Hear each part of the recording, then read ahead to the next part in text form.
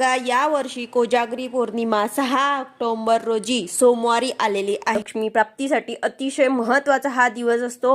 पौर्णिमेला संध्याकाळी आपल्याला प्रदोष काळात सत्यनारायण पूजा करून रात्री 12 वाजता एका चौरंगावर पांढरे कापड अंथरायचे आहे। त्यावर आपल्याला चंद्र, इंद्र तसेच लक्ष्मी आणि कुबेराची अशी मांडणी आपल्याला करायची आहे। 2 जोड पानावर ते आपल्याला लक्ष्मी माता, 2 जोड पानांवर ते कुबेराची अशी मांडणी करायची आहे। त्याचबरोबर आपल्याला तांब्याचा कलश आपल्याला मांडायचा आहे, त्यामध्ये पाणी टाकायचं आहे।